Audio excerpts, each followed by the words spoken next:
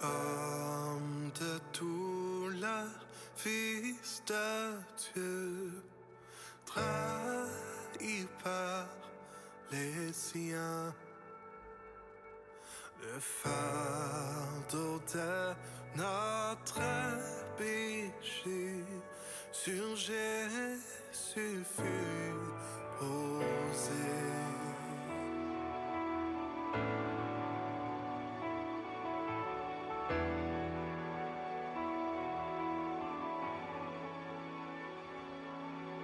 C'est lui qu'on a méprisé, faussement accusé, blessé, meurtri et humilié, d'épines couronné.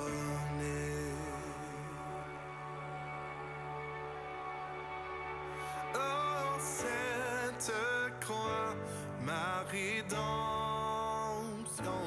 où ton sang coula pour moi, que mon âme s'écrie, Alléluia,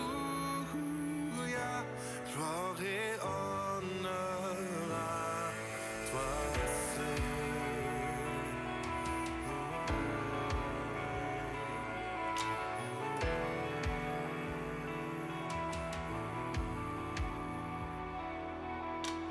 Venu du ciel sur la terre pour nous réconcilier, pour acheter et pardonner ceux qui l'ont crucifié. Oh, cette croix, ma rédemption, où ton sang coula pour moi, que mon âme s'écrie, Alléluia, gloire et honneur à toi seul. Ma dette est payée, elle est effacée par le sang précieux que Christ a versé. Le péché est vaincu, son emprise n'est plus, et m'a libéré pour l'éternité. Ma dette est payée, elle est effacée par le sang précieux que Christ a versé.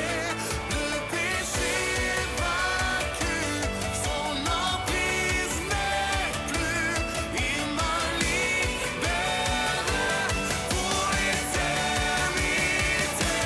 Oh, cette croix, ma rédemption, où ton sang coula pour moi, que mon âme s'écrie, Alléluia, gloire et honneur à toi seul.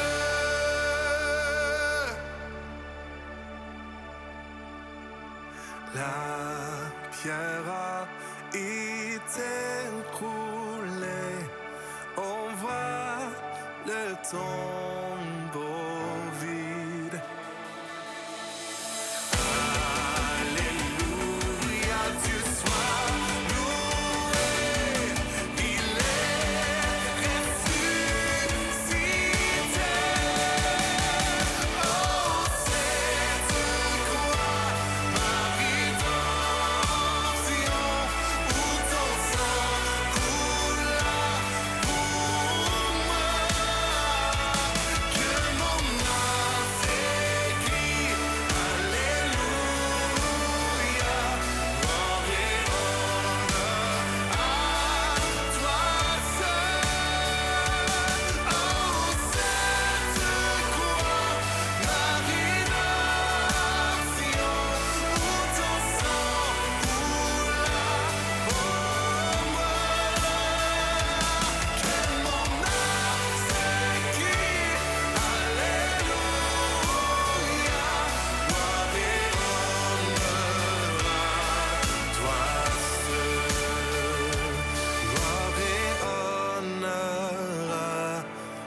pas seul.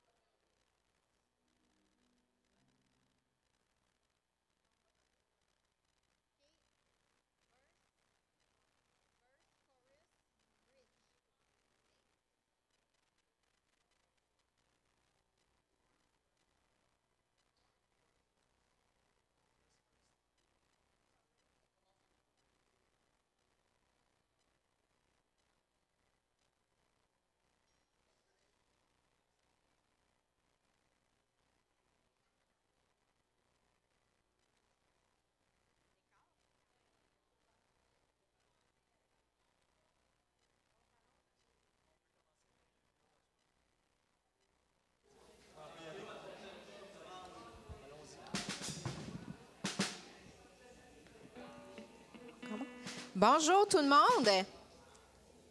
Ça va bien, ECM?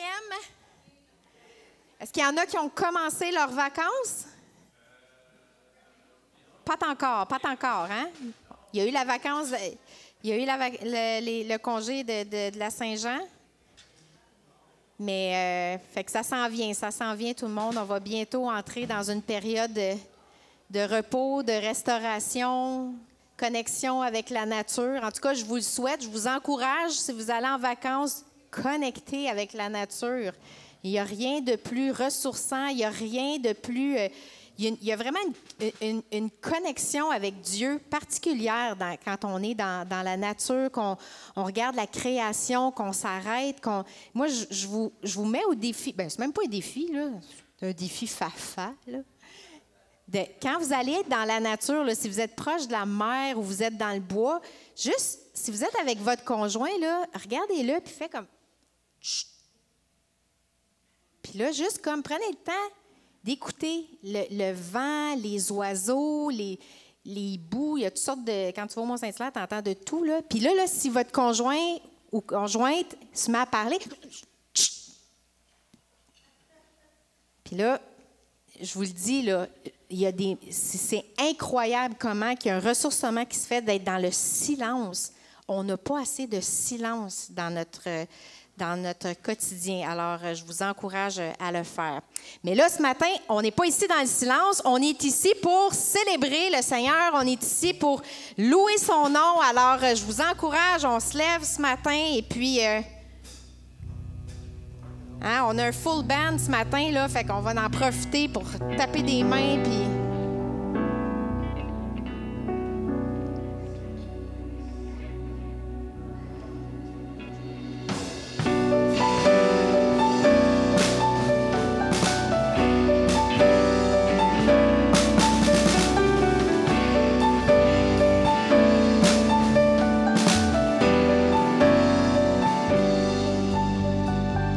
Tu transformes l'eau en vin, touche à les yeux de ta main, il n'est comme toi, comme toi. Dans nos ténèbres tu brilles, tu nous redonnes la vie, il n'est comme toi.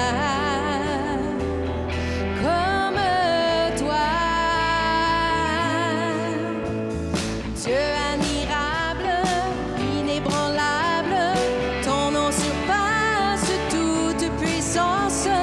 Dieu de miracles, incomparable, oh Dieu, oh Dieu.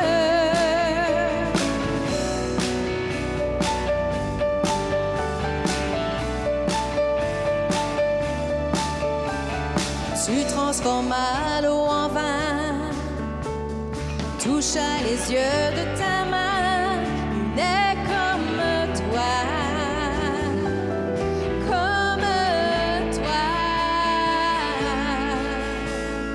Dans nos ténèbres tu brilles, tu nous redonnes la vie, il n'est comme toi, comme Dieu admirable, inébranlable, ton nom surpasse toute puissance. Dieu de miracles, incomparable, oh Dieu, oh Dieu. Dieu admirable, inébranlable, ton nom surpasse toute puissance. Dieu de miracles, incomparable, oh Dieu, oh Dieu.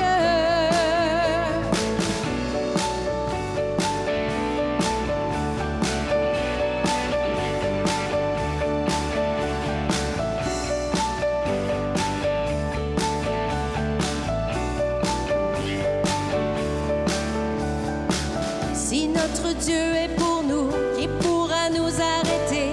Et si Dieu est avec nous, qui sera contre nous? Si notre Dieu est pour nous, qui pourra nous arrêter? Et si Dieu est avec nous, qui sera contre nous? Qui sera contre nous? Dieu admirable.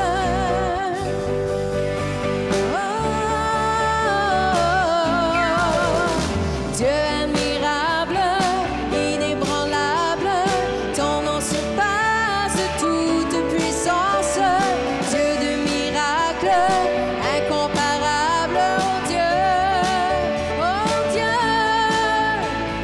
Dieu admirable, inébranlable, ton nom surpasse toute puissance. Dieu de miracles, incomparable, oh Dieu, oh Dieu.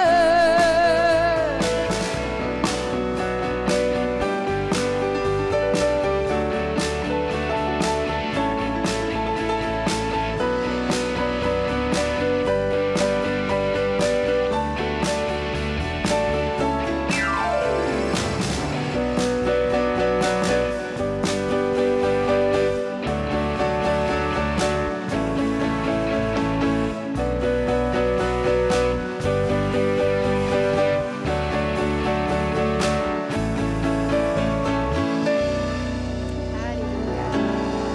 Alléluia. Comment sont reconnaissants pour les musiciens ce matin, hein?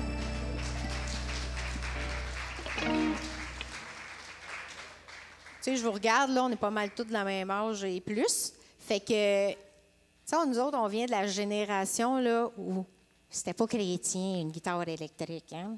C'était pas chrétien, d'autres instruments que quasiment la harpe et le violon, là, puis le piano. Fait que, je veux juste vous rappeler là, que dans les psaumes, là, il y a quelques psaumes qui parlent de la musique puis de laisser les instruments retentir. Puis là, il nomme le tambourin. OK? À l'époque, il n'y avait pas de drum moderne, mais un tambourin, un tambour, c'est pas mal ça. Hein? Le luth, la guitare, tout ça, c'était tout là, là. Alors, souvent, on pense que, tu sais, la mentalité a évolué, mais s'il y en a qui ont encore un peu cette crainte-là, tu sais, souvent, on pense que les musiciens qui se laissent aller, les musiciens qui font des solos, là, c'est charnel. Bien, laissez-moi vous dire, là, que quand un musicien croyant fait un solo ou se laisse aller, il est en train de louer avec son instrument. Puis c'est ça qu'il faut comprendre, parce que la musique, c'est un langage. Alors, il ne faut pas s'offenser dans tout ça. Pour moi, là, il y a plein de fois que j'écoute juste de l'instrumental et c'est mes temps de louange. Mon âme s'élève dans la musique. Il n'y a même pas besoin d'avoir de paroles parce que nous, on devrait être de toute façon centrés sur l'esprit, centrés sur la louange que nous, on apporte au Seigneur. Alors, merci de juste laisser nos musiciens s'exprimer dans leur instrument, dans leur louange à Dieu ce matin. Et moi, là, c'est tellement un honneur, un privilège d'avoir ces gars-là avec moi pour louer. Là. Vous savez pas à quel point que enlevez ça, mettez juste une guitare. Mais oui, je vais chanter pareil. Mais même moi, mon âme s'élève encore plus haut, on dirait, quand il y a ce soutien-là tellement inspirant. Vous autres aussi, hein?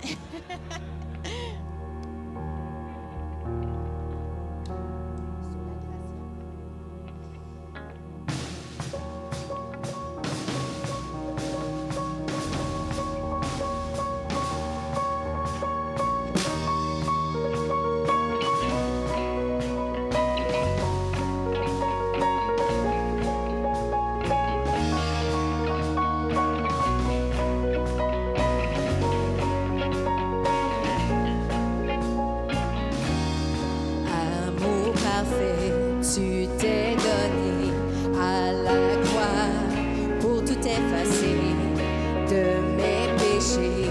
Tu t'es chargé sur le bois. C'est par la grâce, ta grâce seule, que je suis pardonné.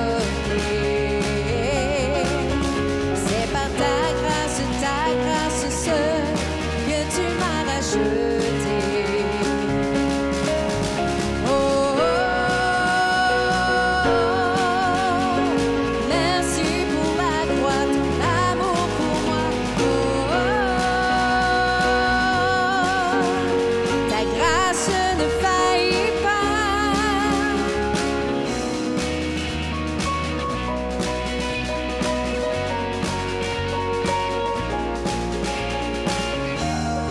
Rien ne pourrait me justifier. Ton pardon est immérité. Tous mes efforts ne suffiraient à me sauver. C'est par ta grâce seule, que tu m'as donné. C'est par ta grâce seule, que tu m'as racheté.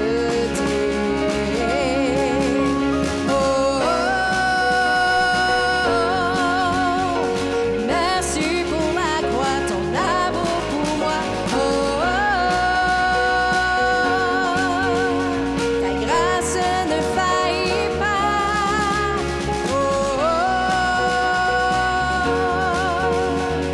merci pour la croix, ton amour pour moi. Oh, oh,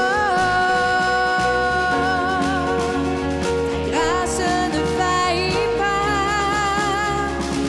Ta grâce justifie, ta grâce m'affranchit, ta grâce purifie, ta grâce m'offre la vie, ta grâce m'a sauvé, ta grâce a pardonné, ta grâce m'a comblé, ta grâce m'a libéré, ta grâce purifie, ta grâce m'affranchit, ta grâce me purifie, ta grâce m'offre la vie, ta grâce m'a sauvé, ta grâce m'a pardonné, ta grâce m'a comblé, ta grâce m'a libéré. Oh, oh, oh, oh. Merci pour la croix, ton amour pour moi. Oh, oh, ta grâce ne faillit pas. Oh, oh, merci pour la croix, ton amour pour moi. Oh, oh, ta grâce ne faillit pas.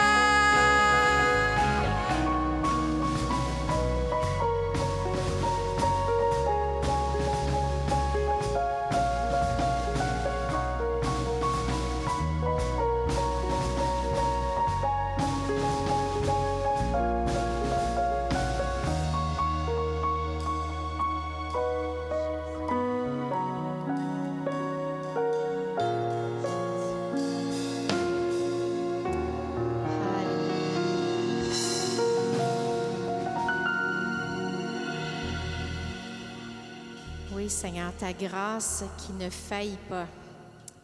Elle ne faillit jamais, Seigneur. Qu'on puisse user les uns les autres de cette même grâce, hein. Souvent, on veut cette grâce-là. On dit qu'elle est imméritée dans les faits. Mais c'est drôle comment que, avec les gens autour de nous, souvent, cette grâce-là est plus méritée que... Hein? On a plus tendance à l'appliquer de façon méritée que de façon imméritée. Mais ça dit dans la parole que Dieu va nous pardonner à la même hauteur, à la même mesure que nous, on va pardonner les autres. Alors, je vous encourage ce matin, si vous avez une colère, vous avez quelque chose contre quelqu'un ce matin, juste libérez ça, relâchez ça, pardonnez cette personne-là. C'est une chose de la pardonner dans votre cœur, hein, parce que d'abord, ça doit commencer dans le cœur, mais c'est une bonne chose aussi d'aller vers la personne et de lui dire en personne pour relâcher aussi cette personne-là. Parce que c'est dur quand on garde des choses dans notre cœur contre des gens. Ça crée un blocage dans notre louange. C'est difficile de s'approcher de Dieu avec un cœur endurci, avec un cœur qui est déjà préoccupé ou qui met de l'énergie plus à en vouloir à quelqu'un qu'un cœur qui est juste libre, un cœur qui est restauré, qui est nettoyé, qui a de l'espace dedans pour pouvoir recevoir l'amour de Dieu afin de pouvoir l'exercer. Oui, Jésus, manifeste ta présence ce matin, Seigneur.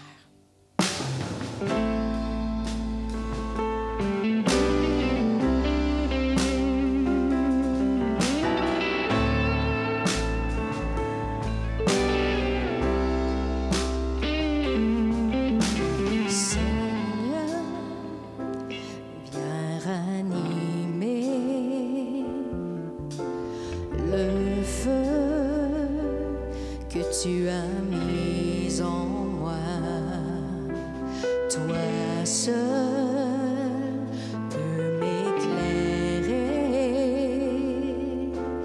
Viens, Seigneur, m'ouvrir les yeux, manifeste ta présence et convainc-nous de ta puissance, revêt-nous de ta sainteté, surprends-nous par ta beauté, manifeste ta présence et convainc-moi de ta puissance, revêt-moi de ta sainteté, surprends-moi par ta majesté. Seigneur, viens ranimer le feu que tu as mis en nous. Toi seul peux tout changer. Viens, Seigneur, nous ouvrir les yeux.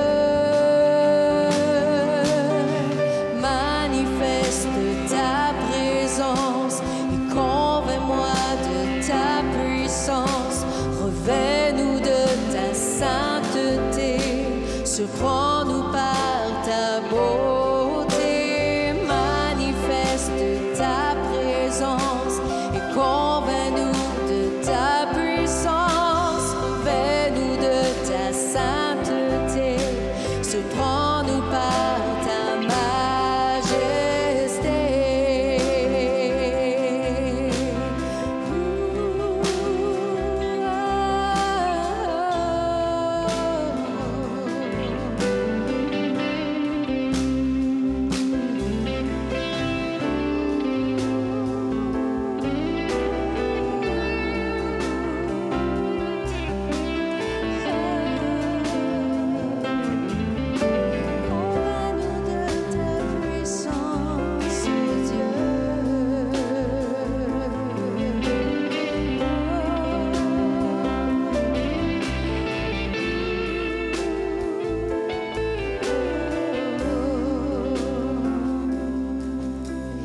Manifeste ta présence et convainc-moi de ta puissance, revêt-moi de ta sainteté, surprends-moi par ta beauté, manifeste ta présence et convainc-nous de ta puissance, revêt-nous de ta sainteté.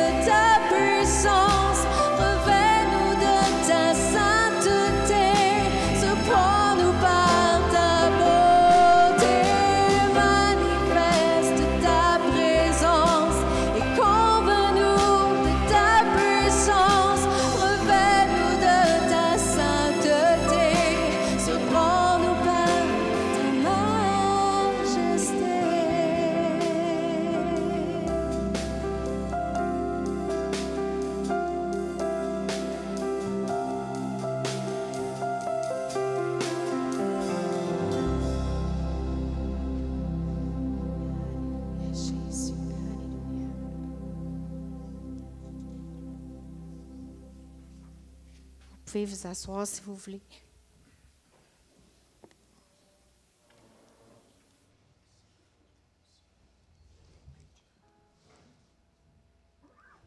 Vraiment un désir ce matin que on se rapproche du Seigneur, qu'on goûte à la présence, à la bonté, à la divinité, au miraculeux qui se retrouve lorsqu'un peuple est uni et rassemblé d'un même cœur, d'une même voix. Alléluia, Jésus.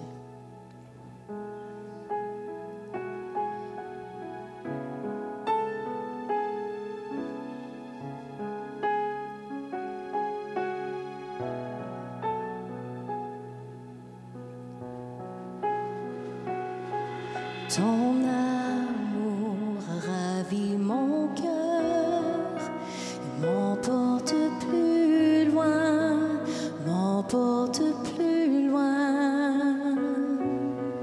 Et tout ce que je désire, c'est d'être avec toi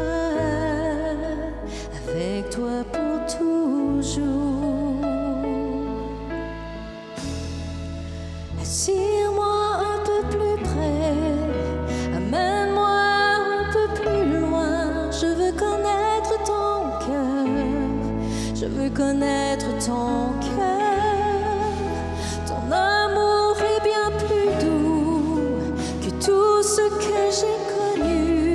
Je veux connaître ton cœur, je veux connaître ton cœur.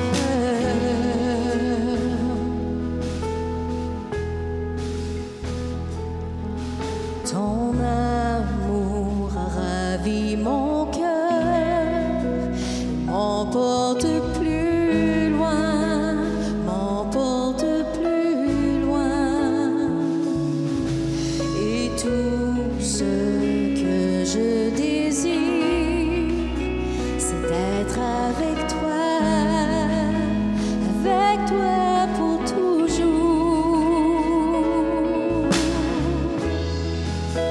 Attire-moi un peu plus près, amène-moi un peu plus loin. Je veux connaître ton cœur, je veux connaître ton cœur. Ton amour est bien plus doux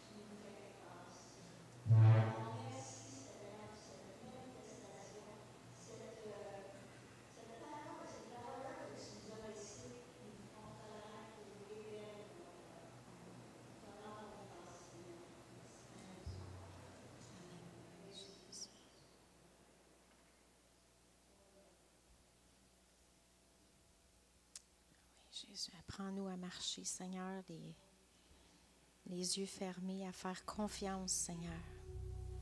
Que même si le vent change de côté, même si les choses changent dans notre vie, qu'il y a des bouleversements, Seigneur, tu nous amènes à marcher sur les mers, marcher sur l'eau. C'est ça que tu nous appelles, marcher sur l'eau. Mais la seule façon qu'on a vu que c'était possible, un petit moment, pour Pierre, c'était quand il a gardé ses yeux fixés sur toi. Du moment qu'il a lâché ton regard, Seigneur, c'est là qu'il a commencé à couler, à juste retrouver cette humanité, Seigneur. Et toi, tu nous appelles à une foi qui est au-delà, qui est beaucoup plus profonde que la confiance qu'on peut avoir dans une thérapie, dans un coaching, quoi que ce soit. Toutes ces choses-là, c'est des bonnes choses quand on en a besoin, mais il y a tellement de moments dans notre vie, Seigneur, surtout en tant qu'enfant de Dieu, où est-ce qu'on doit juste marcher dans l'inconnu, marcher dans la tempête, on a les yeux bandés, puis on peut juste faire confiance, Seigneur. Que tu nous amènes dans peut-être une autre profondeur. Puis à chaque fois, Seigneur, qu'on ose traverser cette période-là avec toi de tumulte, ben on en sort juste plus grandi dans notre foi, Seigneur. C'est comme ça, la foi ne peut pas se construire sans épreuve. Alors on veut te dire, béni soit ton nom, Seigneur, même dans l'épreuve, même quand on pense que c'est le malheur ou la malédiction qui est sur nous, Seigneur, il n'y a pas un moment que tu n'es pas là.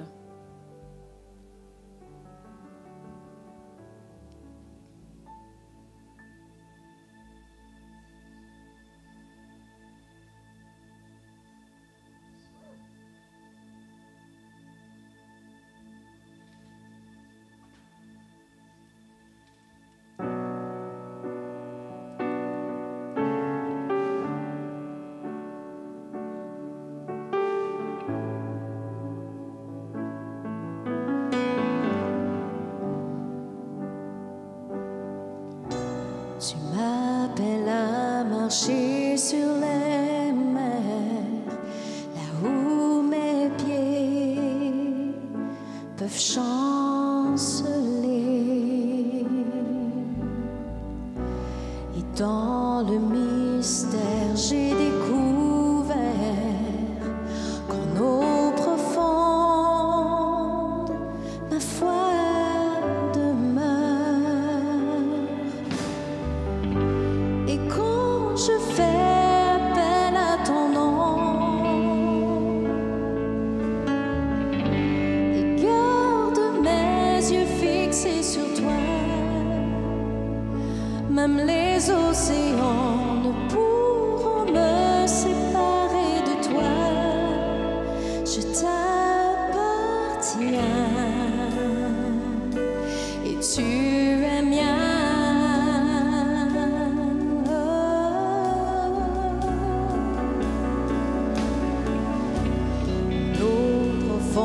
Ta grâce surabonde, toi mon sauveur,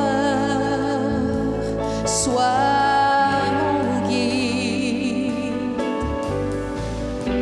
Là où la peur pourrait m'envahir, jamais tu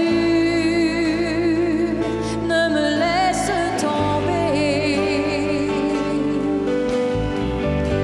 Et quand je fais appel à ton nom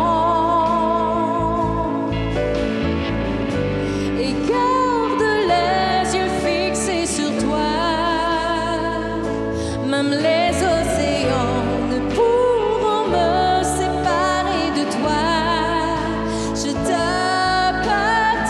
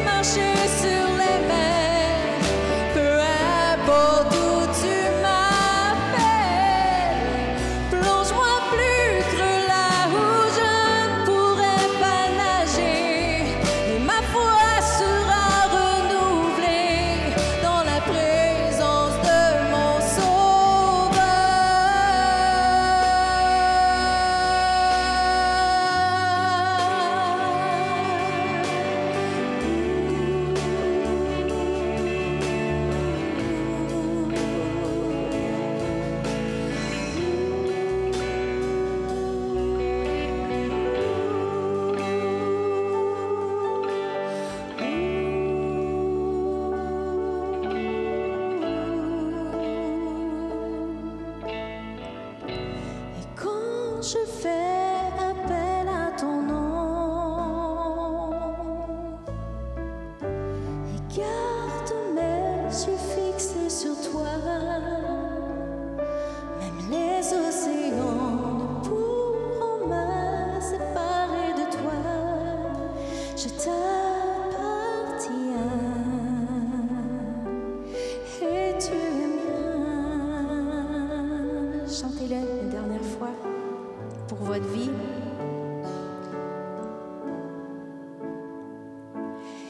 Et quand je fais appel à ton nom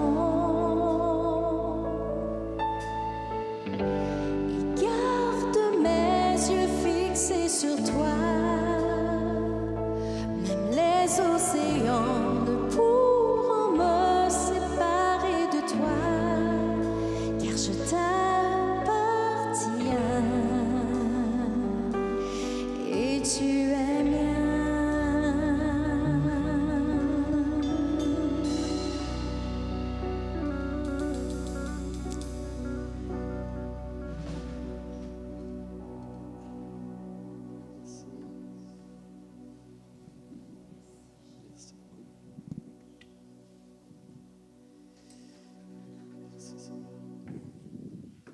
Je vais inviter des personnes volontaires à pouvoir recueillir les offrandes parmi nous, s'il vous plaît.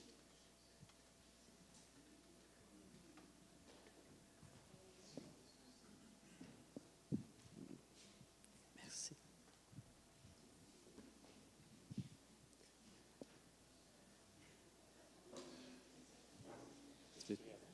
Veux-tu rendre grâce, s'il vous plaît? Veux-tu rendre grâce pour les offrandes, s'il vous plaît? Merci Seigneur Dieu de ta fidélité dans nos vies. Nous reconnaissons Seigneur que c'est toi qui nous bénis le premier. Et en réponse à ta fidélité, à ta grandeur, nous t'aimons en retour. Et une de ces façons de t'aimer, Seigneur Dieu, c'est de pouvoir, au besoin de ton Église, je te prie de sanctifier, de bénir ces offrandes, ces hymnes que nous prenons ce matin, qu'elles soient d'un parfum de bonne odeur devant toi, qu'elles t'honorent et que toute gloire te revienne à toi seul. Au nom de Jésus, j'ai prié. Amen. Amen. Oui, bien, c'était une introduction par ces chants-là au message que j'ai à cœur de vous apporter ce matin. Comme le soulignait le refrain, « Quand je fais appel à ton nom ». Et c'est souvent répété quand on regarde, bien, quand on prend le temps pour regarder ce qu'on chante, ça revient souvent dans les paroles des chansons. Ton nom, j'invoque ton nom. Et moi, à un moment donné, ça m'a intrigué il y a très longtemps. Pourquoi? Qu'est-ce qui se passe avec ce nom-là ou le nom de Jésus ou quoi que ce soit? Puis c'est sûr que pendant un bout de temps, j'étais en flottement ou en parallèle un peu avec une notion quasi magique un peu. Hein? Abracadabra, hocus pocus et tous ces... le nom de Dieu, au nom de Jésus, etc. Bon. À un moment donné, en étudiant, en comprenant la culture de la Bible, j'ai saisi un peu mieux. J'ai saisi qu'il ne s'agissait pas du nom en tant que tel, mais de la nature, du caractère de Dieu. Et quand on dit « j'invoque ton nom », ça veut dire en bon français, en le français moderne, je fais appel à toi dans ce que tu es, dans ta personne, parce que le nom, c'est le caractère de l'être. C'est pourquoi Jésus, d'ailleurs, renommait, hein, il a renommé Pierre, ou en tout cas, il a affirmé son prénom en disant, toi, tu es Pierre, et c'est parce que tu vas être justement la pierre de fondement. C'est toi qui va fonder par la prédication dans Acte 2, hein, on lit ça, qui va fonder le travail du royaume. Ainsi de suite. Donc, ce matin, j'ai à cœur qu'on parle à la fois du nom de Dieu et à la fois aussi de la musique, parce qu'il a été question d'instruments de musique ce matin aussi.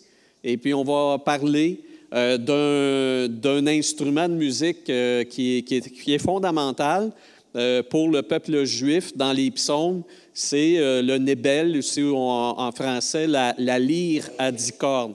D'ailleurs, cet instrument-là que vous allez voir apparaître à l'écran avec le titre de ce que nous allons méditer ce matin. Donc, on a ici un nébel, N-E-B-E-L. Cet instrument-là est considéré comme étant la harpe de David.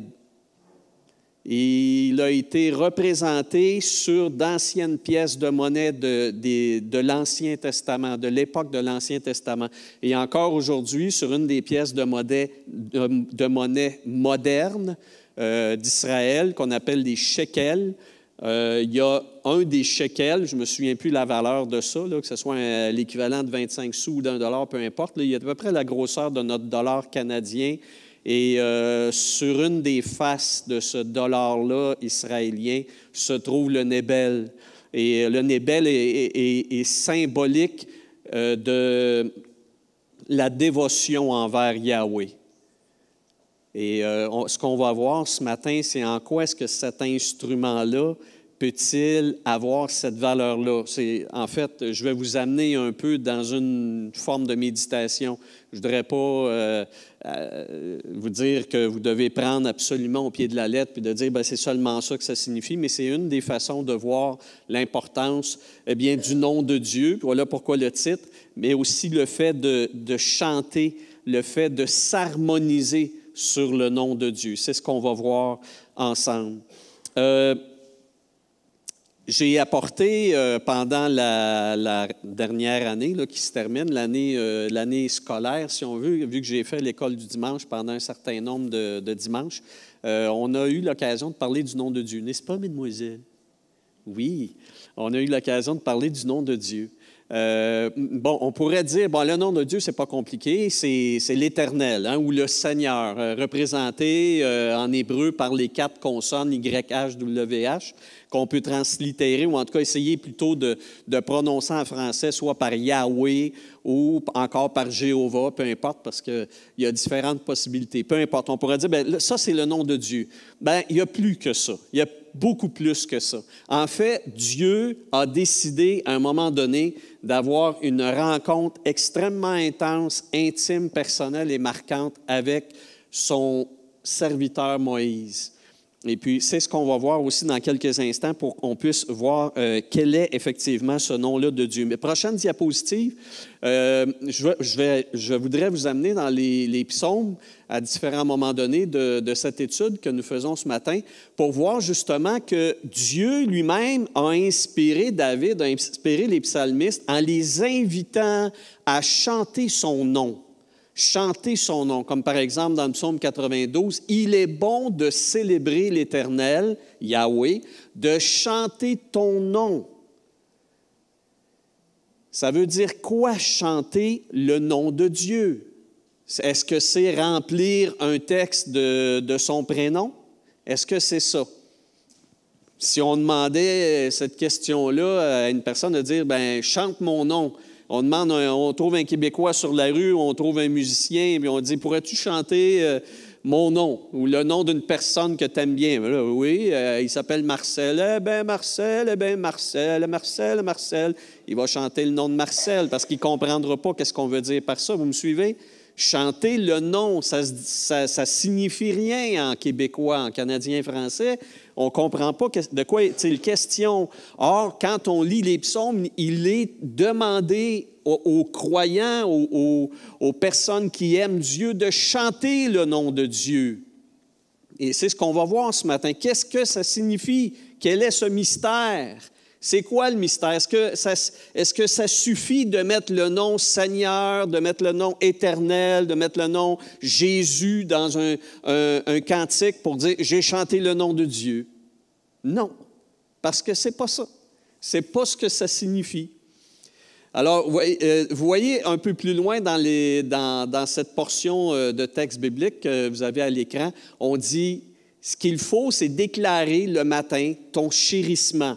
Ça, c'est un mot hébreu que je traduis, là, c'est « chesed », on va y revenir tout à l'heure. C'est traduit dans certains textes français par « bonté », par « amour ». mais c'est plus complexe un peu. De déclarer le matin ton chérissement. Alors ça, en fait, c'est un des noms de Dieu. Et ton engagement fidèle, qui est en fait, c'est une traduction d'un autre mot qui est émettre. Émettre, qui est l'intégrité, en fait. Quelqu'un, comme je le traduis là, d'ailleurs, vous n'avez pas ça dans vos Bibles sous cette forme-là, mais qui va parler, par exemple, qui vont dire ta vérité ou ta justice. Pendant les nuits, donc, de faire cela sur l'instrument à 10 cordes. Vous voyez, justement, et le texte original parle du nébel. Pourquoi David associe-t-il le fait de chanter le nom de Dieu à sa guitare à 10 cordes? Pourquoi est-ce qu'il associe le fait de chanter le nom de Dieu à la lyre, cette fameuse lyre qui, pour Israël, représente le cœur même de la louange à Dieu? C'est ce mystère-là que j'aimerais vous révéler ce matin. Allons plus loin. 6 fois dans les psaumes, il est dit, prochaine diapositive, il est dit « Chantez à l'Éternel ou pour l'Éternel un chant nouveau ». Vous êtes déjà tombé là-dessus? Chantez à l'Éternel un chant nouveau. Et il est dit aussi dans l'Apocalypse, ils chantèrent au Seigneur un cantique nouveau. On aurait l'impression encore ici que tout ce que Dieu veut, c'est de nous inviter à chanter des nouvelles tunes, parce qu'il se tannerait des anciennes. Si c'était véritablement ça, Dieu n'aurait pas permis aux psaumes d'être inscrits dans nos Bibles. Parce qu'il aurait dit, franchement, ça c'est vieux, ça a 3000 ans maintenant, là. Chantez au Seigneur un cantique nouveau. Non. Donc, la nouveauté ou le fait de chanter un chant nouveau n'est pas associé au fait d'inventer un nouveau cantique. Le fait de chanter un chant nouveau, on va le voir sur la prochaine diapositive, signifie ceci. Et on se rapporte toujours à l'instrument. C'est peut-être un peu petit à l'écran, je vais lire. Les notes d'un instrument restent toujours les mêmes. Hein? Peu importe le piano ici, c'est pas heureusement qu'il ne change pas de place, les notes, là.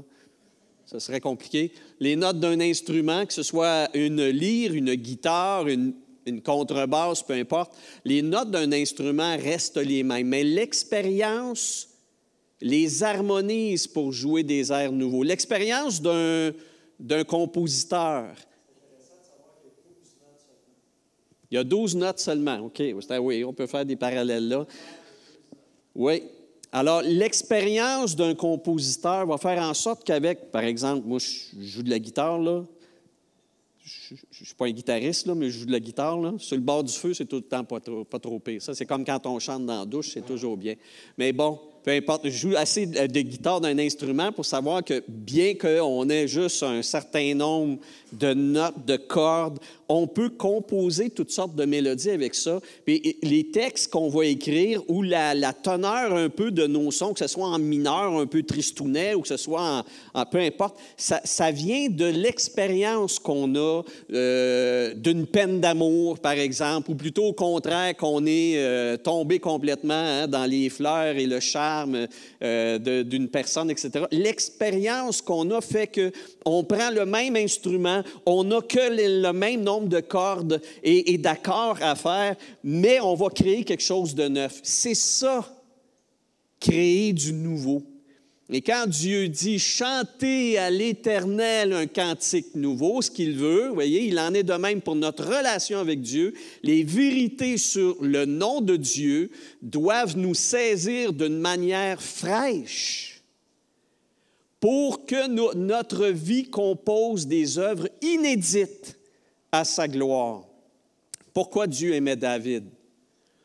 Parce que David prenait sa guitare et David disait à Dieu tout ce qu'il expérimentait, même ses peurs, même ses questionnements. Où es-tu, Seigneur? Même ses désastres. Psaume 51, Psaume 32, ses catastrophes personnelles, etc., ou encore ses exaltations. C'est ça, chanter à l'Éternel un cantique nouveau. C'est de dire à Dieu constamment, de lui dire comment ce qu'il est résonne dans notre âme. Parce que c'est notre âme qui est l'instrument. Cependant, les cordes sont celles de Dieu. Et c'est ce qu'on va voir. Il y en a 10. Il y a 10 cordes donnés par Dieu. Il les a donnés d'abord à Moïse. Alors, nous devons aller dans le texte en question où Dieu s'est révélé dans son nom total, dans son nom entier à Moïse. Alors, la diapositive suivante nous ramène à Exode 33. Exode 33, Moïse, on va le dire comme ça, Moïse ne peut plus. Il n'est plus capable. Il a réussi, avec les miracles de Dieu, à sortir des millions d'esclaves de l'Égypte. Malheureusement, après un court party de la Saint-Jean sur le bord de la mer, ils n'ont pas eu tôt fait de finir le party, puis le feu, puis tout ça, que déjà ça a commencé à chahuter et à mal se passer. Et Moïse, assez rapidement, va dire à Dieu, « Je ne peux pas continuer. D'ailleurs, je ne sais pas exactement qu'est-ce que tu veux qu'on fasse. OK, tu veux que je les sorte de l'Égypte, de l'esclavage, je l'ai fait par ton pouvoir, mais maintenant, qu'est-ce que je fais? Comment je dois fonctionner? » Et il va avoir la plus belle et la plus importante demande que Moïse a pu faire dans toute son existence. Et elle est là à l'écran. Moïse dit à l'Éternel, « Voici, tu me dis, fais monter ce peuple, hein? Sors-les de l'esclavage et amène-les dans le pays de la liberté. Tu me dis, fais monter ce peuple, mais pour cela, fais-moi connaître tes voies. » Et qu'est-ce qu'il veut dire par là? « Ainsi, je te connaîtrai toi, et je pourrai encore trouver grâce à tes yeux. » Parce que, pourquoi? Parce que je vais fonctionner selon ton nom. Je vais fonctionner selon ton caractère et ton identité. Alors, quand il dit « fais-moi connaître tes voies », c'est « fais-moi connaître qui tu es, comment tu fonctionnes, comment fonctionnes-tu, Éternel? » Il faut que je le sache, parce que les décisions que j'ai à prendre, il faut que je les prenne en fonction de qui tu es. L'Éternel lui répondit, « Good, je ferai passer devant toi toute ma bonté et je proclamerai mon nom. » Et vous avez peut-être déjà lu ce texte-là dans Exode 34. Alors Dieu amène Moïse, en tout cas il lui dit, « Va dans telle vallée, telle place, va-t'en dans tel creux de roche, parce que ma gloire, si je la fais apparaître devant ta face, si tu vois ma gloire de face, tu vas être zappé. Tu vas disparaître. Ma gloire est trop grande. » Alors à ce moment-là, Dieu lui dit, « Je vais passer et quand je serai de dos, je vais mettre ma main et là, je vais déclarer quelle est ma personne, je vais crier mon nom. » Le terme, je vais crier mon nom. Et ce nom-là, on le voit dans la suite, dans la diapositive suivante.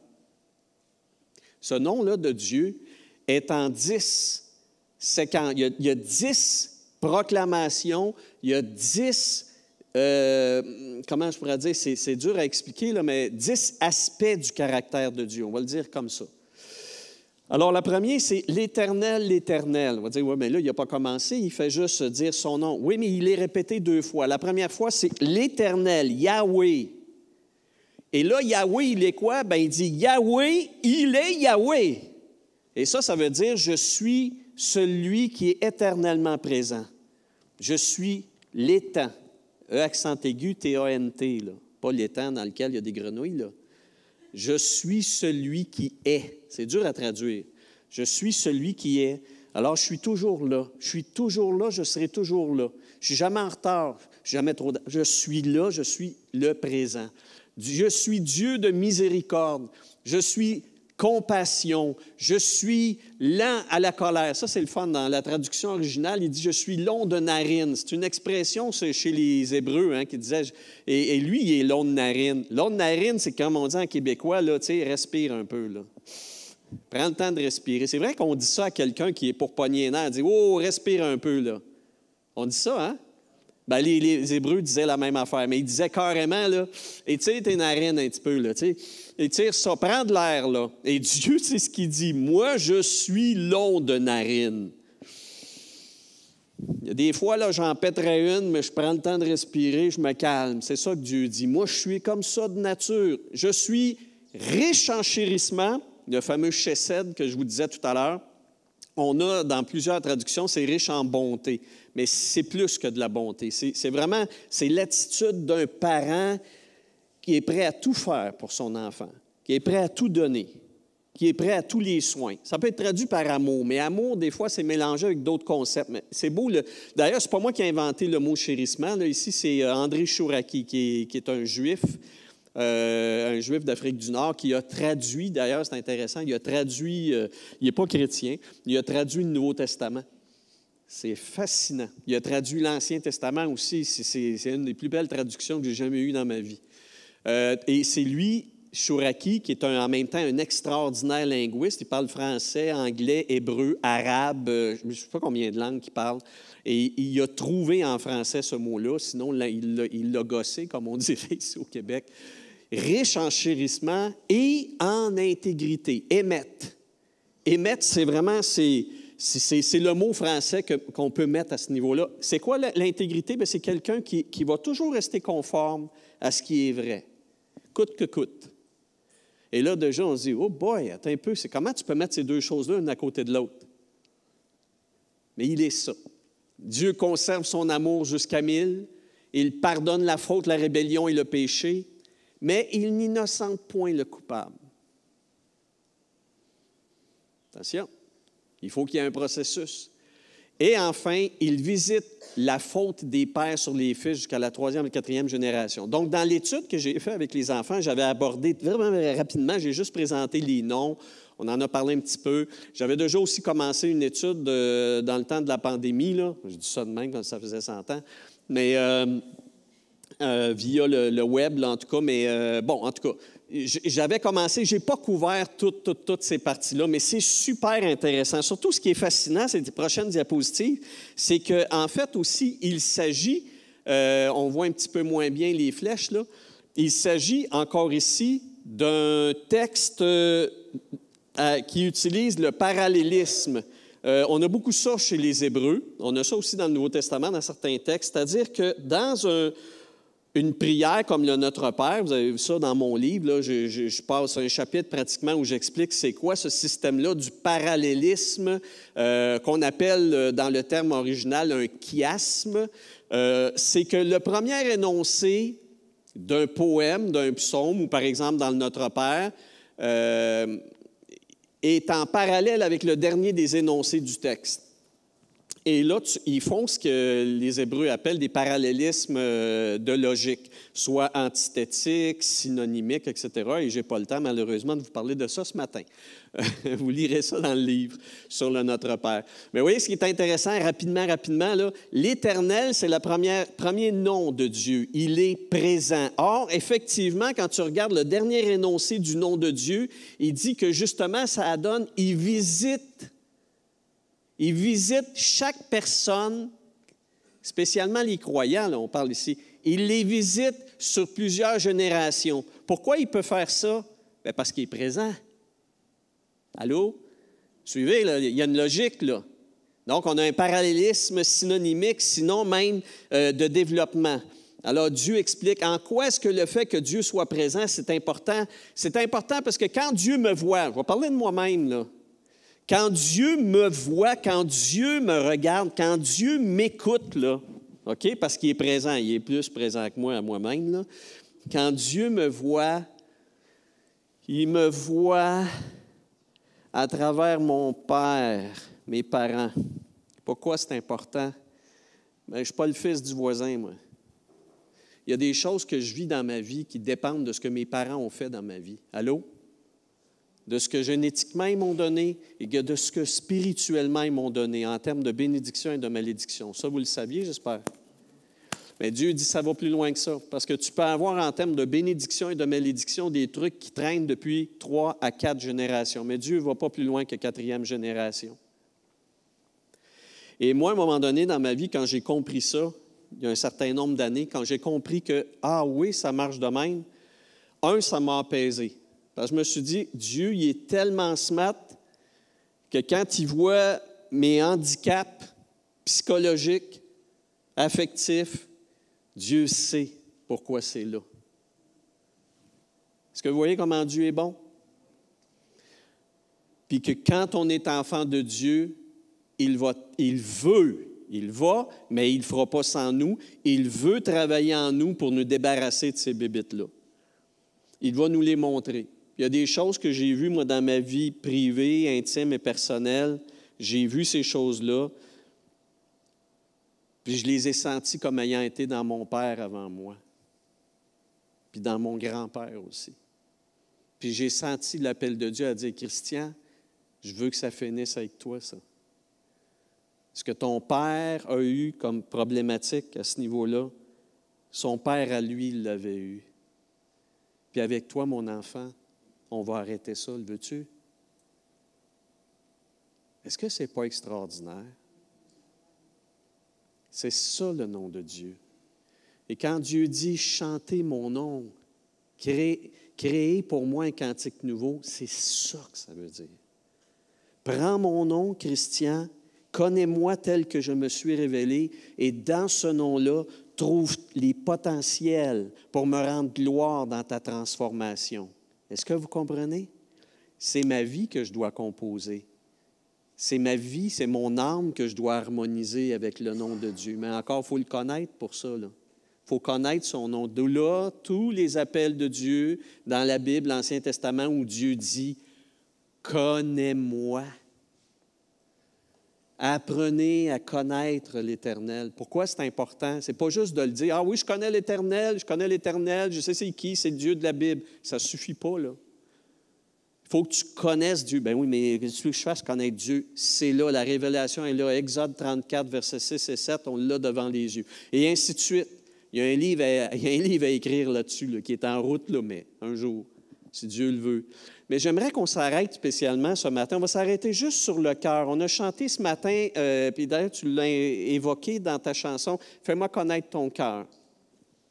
Or, dans la révélation ici, d'Exode 34, 6 et 7, le cœur de ça, c'est le central, la partie centrale. Le cœur de Dieu, c'est riche en chérissement et en intégrité. D'ailleurs, Dieu le lance d'une seule traite, même si c'est deux. Dieu le lance d'une seule traite et les deux se balancent.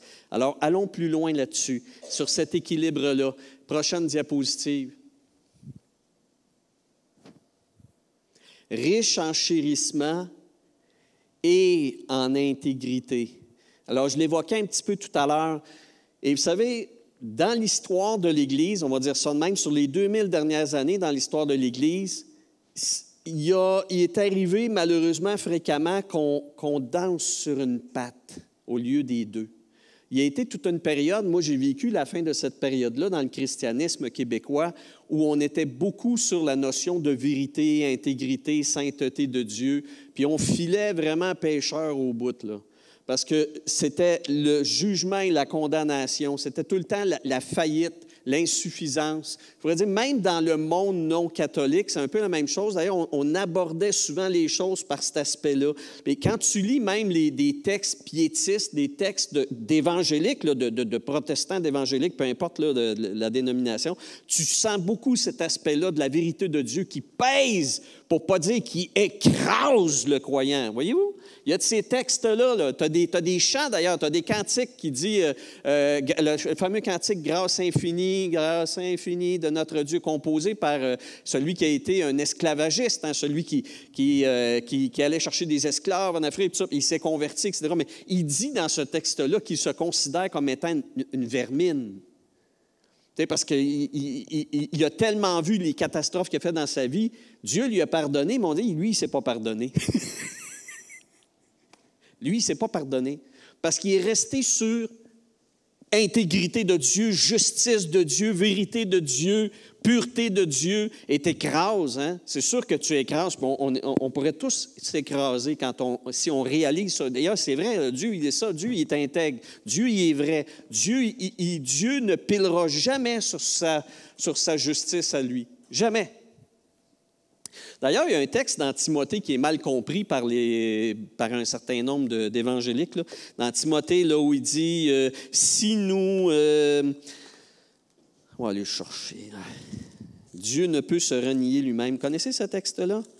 qui est souvent mal interprété. Moi, je le demandais à mes profs de théologie. Je disais, comment est-ce que vous comprenez ça? Puis ils me disaient ça, puis je disais, c'est bizarre comment ils l'interprètent. Ça dit ici, c'est barbouillé partout dans ce Bible-là. Comment est-ce que tu veux que je me retrouve? En tout cas, vous connaissez ce texte-là. Si nous le suivons, en tout cas, nous allons régner avec lui. Mais si nous le renions, lui aussi nous reniera parce qu'il ne peut pas se renier lui-même. Puis il y en a qui disent, oui, ça, ce que ça veut dire, c'est que Dieu il est tellement fidèle qu'il ne peut pas renier sa fidélité, que donc il va nous garder avec lui. Je dis, non, tu ne comprends pas. Si nous sommes avec lui, si nous marchons avec lui, le texte dit, si nous persévérons avec lui, nous régnerons avec lui. Mais si nous le renions, lui nous reniera parce qu'il ne peut pas, Dieu ne peut pas piler sur ses propres principes. On se dit, oui, mais là, Dieu n'est pas amour. Non, Dieu est amour. Oui, mais là, Dieu, s'il me juge, c'est qu'il n'est plus amour. Dieu, il est les deux. Il va faire tout son possible. D'ailleurs, ce qui est arrivé avec David. David, c'est épouvantable, les fautes qu'il a commises. Avec toute la connaissance qu'il avait de Dieu, il savait que Dieu était Yahweh, c'est-à-dire l'Éternel. Comment est-ce qu'il est allé s'embarquer à aller voir une femme qui n'était pas la sienne? C'est quoi? Il avait mis le piton de la présence de Dieu à off. Hop, Dieu n'est plus. Clouc. Je peux faire mes petites affaires, ben ça, je peux rallumer. Oh, Dieu, tu es bon, tu es là dans ma vie, tu es présent. Dieu, écoute, c'est parce que je t'ai présent tantôt quand tu étais chez elle, hein? Ou en tout cas, tu comprends. Comment tu peux faire une chose? Bien, c'est nous, ça, c'est les humains. Alors, qu'est-ce que Dieu a fait? Dieu a dit à David, c'est correct, mon petit cœur, c'est pas ça arrive, tu es un homme, appelle tout. Non! Dieu a dit, c'est épouvantable. Puis David a compris que c'était effrayant, qu'il méritait la mort. Il a compris ça, puis il a laissé des psaumes, justement, où il nous raconte comment il s'est humilié. D'ailleurs, il a perdu cet enfant-là qui est né. Comprenez-vous, Dieu est resté intègre par rapport à sa vérité. Est-ce que c'était acceptable ce que David a fait? Non. Mais là, oui, mais je l'aime, c'est mon petit David chéri, c'est celui que Dieu avait dit qu'il avait un cœur selon son cœur à lui. Wow! Est-ce que Dieu est passé par-dessus la faute de David? Non, parce que Dieu n'innocente pas le coupable. Il va respirer par le nez, Dieu. Il va nous donner une longueur de temps. Il a donné une longueur de temps à David. Puis David, heureusement, a saisi cette longueur de temps-là, cette patience de Dieu-là pour s'humilier. Et il a reçu le pardon de Dieu. Mais voyez, nous, des fois, on oublie ce genre de choses-là. On parle beaucoup d'amour de Dieu, mais on parle peu de l'intégrité de Dieu et de sa justice. Puis pourtant, c'est pas aller contre l'Évangile, c'est pas aller contre la grâce que de faire ça. C'est de comprendre le prix de la grâce, comme disait l'autre. C'est de comprendre, c'est de saisir que la patience de Dieu, comme l'a dit Pierre, est là pour nous pousser à la repentance. Elle est là pour nous pousser à la repentance. Je cite des versets du Nouveau Testament. Là, c'est ceux qui... Alors, on doit comprendre cet équilibre-là. Malheureusement, trop perdu maintenant. Je vous dis, comme autant, moi, dans mon enfance, l'accent était beaucoup sur péché, péché, péché, confession, confession, repentance, t'es misérable, t'es pécheur, t'es pourri, t'es perdu. Tu vas en enfer. Tu vas en enfer, c'est sûr que tu vas en enfer. Moi, je capotais. J'étais enfant, j'étais jeune. J'aimais Dieu, mais j'avais la chienne de Dieu. Tu sais, c'est comme, j'avais peur de Dieu parce que je disais, Dieu est mon condamnateur, Dieu est mon juge, Dieu, c'est un tribunal, c'est la mort. Qu'est-ce que je peux faire pour être sauvé? Je le disais à Dieu, j'avais 6 ans, j'avais 8 ans, j'avais 10 ans. J'écrivais justement des petits textes, des petits poèmes. J'ai ça, là, des petits papiers comme ça. Je disais à Dieu, comment je vais faire? Comment je vais faire? Puis là, à un moment donné, quelqu'un m'a parlé de l'Évangile. C'est juste quand je suis arrivé au cégep, ça. C'était long un petit peu. J'avais 18 ans. Là, j'ai appris ce qu'était la grâce de Dieu, l'amour de Dieu pour moi, Jean 3,16, etc. Puis là, j'ai plongé là-dedans. J'ai été béni d'une grande bénédiction. Sauf que sur ce laps de temps-là, maintenant, j'ai 62 ans, ça fait un bout, ça. Mais ce que je vois, c'est que, tranquillement, il y a eu un transfert. Puis là, on parle beaucoup de la grâce, la grâce, la grâce. Dieu est amour, Dieu est amour, Dieu est amour. Mais c'est comme si là, Dieu acceptait qu'on fasse n'importe quoi. Puis parce que Dieu nous aime, Dieu va accepter de nous n'importe quoi. Vous ne sentez pas ça des fois? Moi, je sens ça des fois. J'entends ça, j'aime pas ça. Parce que là, je me dis, là, tu joues pas bien de la guitare. Là, ça fausse. Là, tu sais, cette corde-là, tu es comme... C'est comme... Elle va péter d'en face à un moment donné, là. Tourne-la pas trop fort, là, mais là, on tourne ça. Oh, Dieu est amour, Dieu est amour, Dieu est amour, Dieu n'a pas me juger, Dieu n'a pas me juger, Dieu est amour. Attends, elle va te péter d'en face, tu vois, là. Ça ne marchera pas, ça ne peut pas fonctionner. Il faut que les deux soient là. Il faut qu'on soit conscient que Dieu, il va toujours être justice, Dieu va toujours être vrai, puis on ne peut pas entraîner Dieu dans nos péchés. On ne peut pas amener Dieu dans notre boue. Non. On ne peut pas, puis on ne doit pas, puis on ne doit pas laisser l'impression de ça.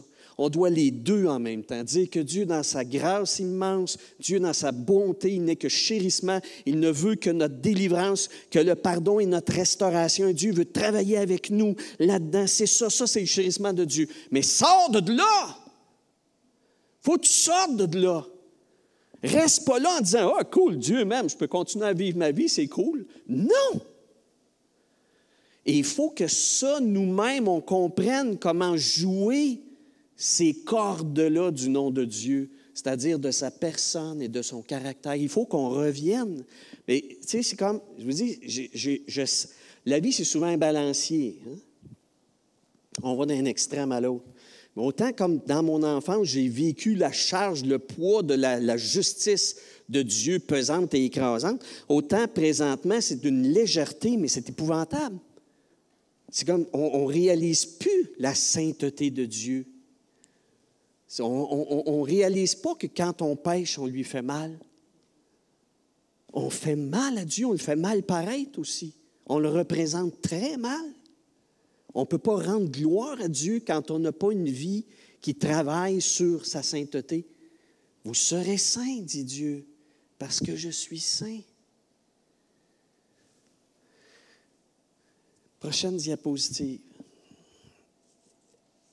David a dit dans le psaume 25, c'est un super de beau psaume. Le psaume 25, on n'a pas le temps de le lire là, en termes de temps, mais vous aurez le temps. David, dans le psaume 25, prend justement différents aspects du Nébel, c'est-à-dire les 10 vérités sur sa lyre à 10 cordes. Les 10 vérités sont représentées dans le psaume 25. Quand on lit dans l'hébreu, malheureusement, il faut aller dans l'hébreu. Mais quand tu vois dans l'hébreu, les termes de la révélation de Dieu d'Exode 34, 6 et 7 sont dedans.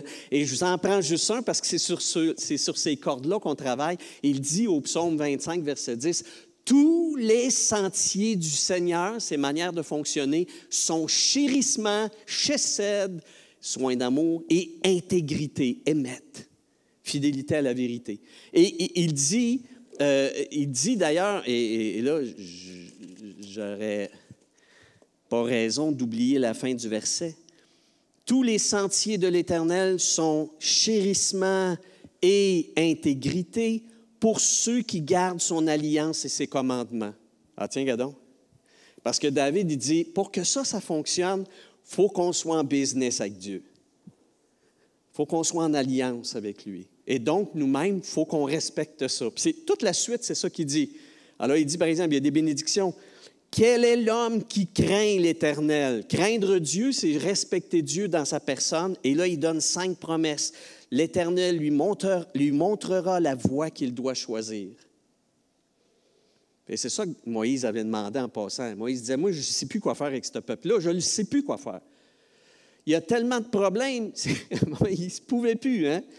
Et Dieu il a donné différents trucs. Mais c'est vrai, je comprends Moïse. Il y a des décisions à prendre où la réponse n'est pas écrite. Ça vous arrive des fois, c'est quoi? C'est quoi le chapitre puis le verset où je peux trouver la réponse à tel problème dans ma vie? Non, je ne le trouverai pas textuellement. C'est pour ça qu'il faut connaître les 10 cordes de Dieu, les 10 attributs du divin, connaître qui il est lui pour dire sur la base de qui tu es présentement, sur ces valeurs-là qui sont les tiennes fondamentales, sur ça, je dois prendre ma décision. Mais ma décision doit être en accord avec ces 10 cordes-là de Dieu. Là-dessus, je peux jouer ma toune. Puis ma toune, elle ne sera pas comme celle de l'autre à côté. Hein? Je donne une lyre à 10 cordes à tout le monde ici, on n'en jouera pas toutes de la même manière. Mais on va rester fidèle aux 10 cordes de Dieu.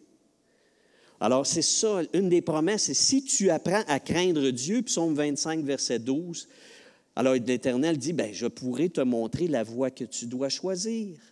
D'ailleurs, ton âme reposera dans le bonheur. » Deuxième promesse.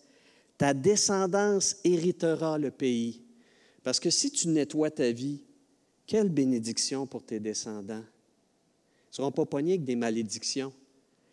Moi, je laisse entrer une mauvaise traque, un mauvais comportement, une mauvaise attitude, un mauvais penchant, un trait de caractère qui est néfaste. Quand je le manifeste dans ma famille, à mes enfants, la première nouvelle, là, c'est que ça va croître chez eux. Si je donne la permission à quelque chose dans ma vie comme père, là, je la laisse entrer chez mes enfants. Vous savez ça? On doit le savoir. L'inverse également. Positivement. Positivement. Et ça, c'est une promesse que Dieu me fait. Si je le crains, si jamais ma descendance même va hériter du pays, l'Éternel confiera ses secrets à ceux qui le craignent. Et il fera connaître ce que signifie son alliance. Oh! Capotant. Tout ça dépend de quoi? Tout ça dépend de comment je joue de ma guitare. Tout ça dépend de comment je joue de ma guitare. Si je trace les décisions de ma vie sur les 10 éléments caractériels ou les attributs de Dieu. Et vous savez ce qui est extraordinaire? On va terminer avec ça. La diapositive suivante. Jean, chapitre 1, il est dit, « La parole a été faite chair et elle s'est révélée pleine de grâce et de vérité. » Savez-vous, c'est quoi ça? Exode 34. D'ailleurs, moi, j'ai fouillé parce que le Nouveau Testament a été écrit en grec. Fait que là, je suis allé dans le grec. Charis et puis Eleitia. En tout cas, bref, grâce et vérité, si on veut. Mais là, je me cassais la tête pour dire, ça, ces deux termes-là que Jean nous a révélés, c'est une révélation, là, c'est un texte inspiré de Dieu. Est-ce que ce sont les mêmes mots qu'Exode 34 quand Dieu dit « chesed » et « met ». Là, j'ai fouillé. Tu es allé dans la Septante grecque, c'est-à-dire la traduction de l'Ancien Testament en grec. Tu as dit, fouille ici, commentaire. Et là, un moment donné, c'est drôle, dans mon autre Bible française, où j'ai des commentaires, je fouillais. Au bout d'un certain nombre d'heures, je lis en bas, y a-t-il des commentaires, c'est marqué, ce verset-là, Jean 1, 14, réfère à Exode 34, 16, le cœur de la révélation de Dieu. Je n'ai pas lu ça avant, moi, là. Mais j'ai eu le fun de chercher. Et là, j'ai tripé au bout parce que j'ai dit, voyez-vous, c'est extraordinaire. Le cœur de la révélation de Jésus, grâce et vérité, rapporte au cœur de la révélation que Moïse a reçue. Je suis plein de chesed, chérissement, et émet, intégrité et vérité. Personne n'a jamais vu Dieu, dit Jean, le Fils unique qui est dans le sein du Père et celui qui l'a fait connaître. Wow! Ça, là, si tu ne sais pas que Jésus, il est Dieu dans sa nature propre, tu ne peux pas avoir une plus belle révélation que celle-là. C'est-à-dire, tu regardes ces versets-là, tu dis, « Wow! Jésus, il est exactement ce que Dieu a proclamé à Moïse dans son cœur. Il est exactement ça. » Et Jean encore, on termine, nous dit dans son épître cette fois-ci, voyez encore là les deux éléments. La nouvelle que nous vous annonçons, c'est que Dieu est lumière et qu'il n'y a point en lui de ténèbres. Qu'est-ce qu'il veut dire par là? Et vous lisez les versets d'ensuite. Jean dit, « C'est pour ça, mes petits amis, » il ne disait pas mes petits amis, mais des fois c'était comme ça, « Mes petits-enfants, c'est pour ça que tu ne peux pas dire que tu es en communion avec Dieu si tu vis dans le péché. » Pas moi qui le dis, là. Alors Jean, et c'est le fun parce que Jean, le même Jean qui a écrit Jean 3,16, Dieu a tant aimé le monde qu'il a donné son Fils unique, etc. Ce même Jean-là, dans une lettre précédente, parce qu'il a écrit ses lettres avant son évangile, dans sa lettre précédente, il présente la première vérité de l'évangile, la nouvelle que nous vous annonçons. Il présente l'émette de Dieu, c'est-à-dire son intégrité juste, c'est que Dieu est lumière et qu'il n'y a point en lui de ténèbres. Et juste un verset auparavant ou deux, il dit, « Nous vous annonçons cela afin que vous soyez en communion avec nous comme nous le sommes avec lui. » Parce que le but, c'est la communion avec Dieu. Et si on veut être en communion avec Dieu, il faut être en émette. C'est-à-dire, il faut vivre dans l'intégrité, nous aussi, c'est-à-dire dans une démarche où nous respectons le vrai de Dieu, ou ce que Dieu dit qui est vrai. Et plus loin, Jean le dira à 2 reprises, « Celui qui n'aime pas n'a pas connu Dieu, car Dieu est amour et chérissement. » Et c'est pour ça qu'il dit, « Celui qui dit connaître Dieu doit donc manifester l'amour à son frère. » Parce que si tu dis que tu aimes Dieu et tu n'aimes pas ton frère, tu es dans le champ, tu n'as rien compris. Dieu, il est amour. Mais voyez cet équilibre-là dans 1 Jean, elle est là. Dans la première lettre de l'apôtre, qui était sur le cœur, le sein de Jésus, il se tenait tout le temps proche, c'était un colleux. Jésus le laissait se coller. Il l'aimait beaucoup et il a dit, « Bien, mon maître comme mon Dieu, il est ces deux choses-là. Il est lumière et il est amour. » Puis on ne peut pas les couper, ces deux affaires-là. On ne peut pas dire, j'aime mieux un que l'autre. On doit aimer les deux, de Dieu et de Jésus. Et ça, vous voyez, en terminant, donc, avec la dernière diapo, vous voyez, c'était le cheminement vers lequel je voulais vous inviter aujourd'hui. C'est-à-dire, il faut que j'apprenne à accorder mon âme, mes convictions sur ce que Dieu révèle de son identité et de sa nature. Il faut que je sois ajusté sur lui. Ça ne veut pas dire que je serai parfait. Écoutez, David, il avait une connaissance extraordinaire de Dieu, son Père, et Dieu disait, « T'es selon mon cœur », et ça ne l'a pas empêché de faire des choses épouvantables. On est faillible, on est humain, on n'est pas parfait, mais il faut cheminer dans la nature de Dieu. Et si on est passé par un temps où on a composé un psaume qui est un psaume de confession, un psaume de tristesse, un psaume de repentance, correct, mais Dieu, il est là, dans les coulisses, en train de dire, correct, mais là, compose-moi une nouvelle toune. Écris-moi-en une autre. OK? On va chanter des airs joyeux maintenant. Chantez à l'Éternel un cantique nouveau. Composez avec votre âme des cheminements qui sont à sa gloire et puis qui résonnent selon les cordes mêmes du cœur de Dieu. Amen. Amen. Prions. Seigneur, quel mélomane tu es. Composer des chants avec des âmes si faibles, si fragiles comme les nôtres. Mais si ce n'était de toi et de Jésus, Seigneur, tout serait impossible. Si ce n'était de ton esprit, quels airs pourrions-nous composer?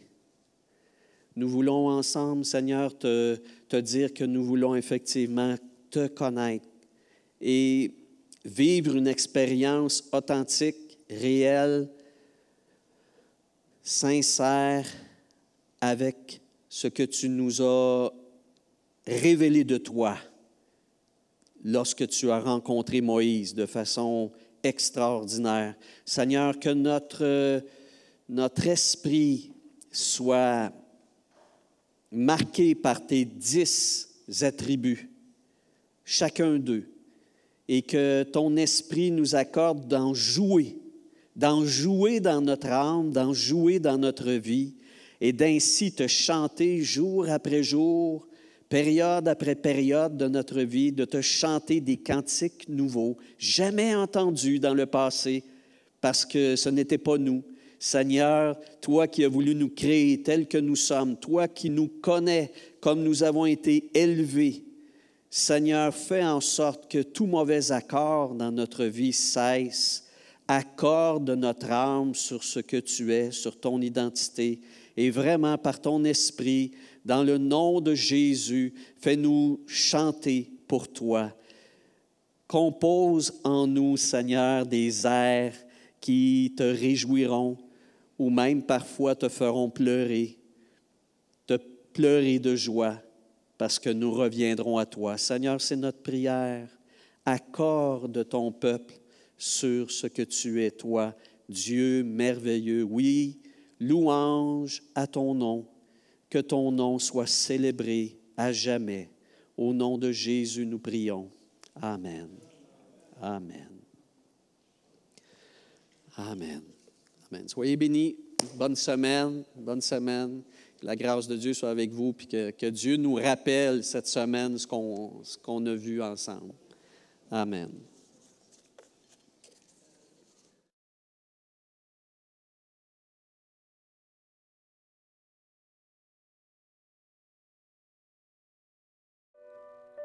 Cherchez d'abord le royaume de Dieu et sa justice, et toutes choses vous seront données en plus.